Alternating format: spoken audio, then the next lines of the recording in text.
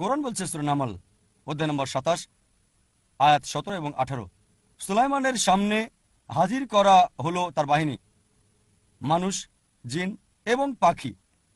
যখন তারা পিঁপড়া অধ্যুষিত এলাকায় পৌঁছল, এক পিঁপড়া বলল যে, হে পিঁপড়া বাহিনী, তোমরা ঘরে অবস্থান করো যাতে সলেমান এবং তার বাহিনী অজ্ঞাতসারে তোমাদের পিষ্ট করে না ফেলে। যারা মনে করে যে কোরআন কোন ধরনের গল্পের বই, পিঁপড়ারা নিজে নিজে কথা বলছে, অনেক আকর্ষণীয় বিষয় এটা। কোরআন কোন ধরনের গল্পের বই যে পিঁপড়ারা নিজেরা নিজেদের মধ্যে কথা বলছে?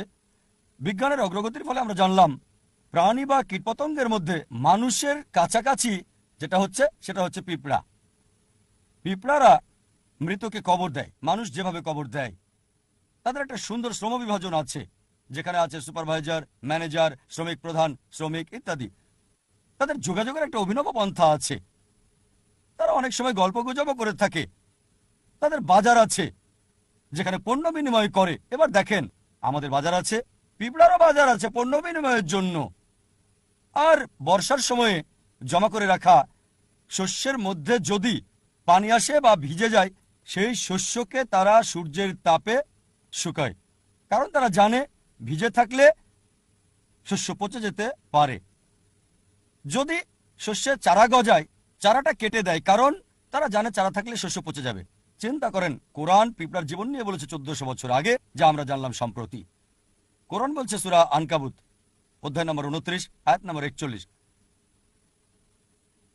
আল্লাহ সুবহানাহু ওয়া তাআলাকে ছাড়া যারা অন্য ইলাহ গ্রহণ করেছে তারা নিজেদের জন্য ঘর তৈরি করেছে, তাদের মাকড়সার মতো ঘর। আর অবশ্যই মাকড়সার ঘর অতি দুর্বল। এছাড়াও কোরআন বলছে যে যদি কোনো মানুষ আল্লাহকে ছাড়া অন্য কাউকে ইলাহ বলে গ্রহণ করে, তার নিজেদের ঘর তৈরি করছে মাকড়সার মতো করে। জালের কথা বলা হচ্ছে। আর মাকড়সার জাল খুবই দুর্বল, এটা আমরা জানি, জাল খুবই দুর্বল হয়।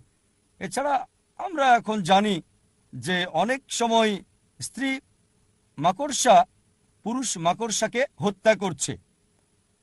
মাকড়সাদের স্বামী স্ত্রীর মধ্যে সম্পর্ক অনেক খারাপ।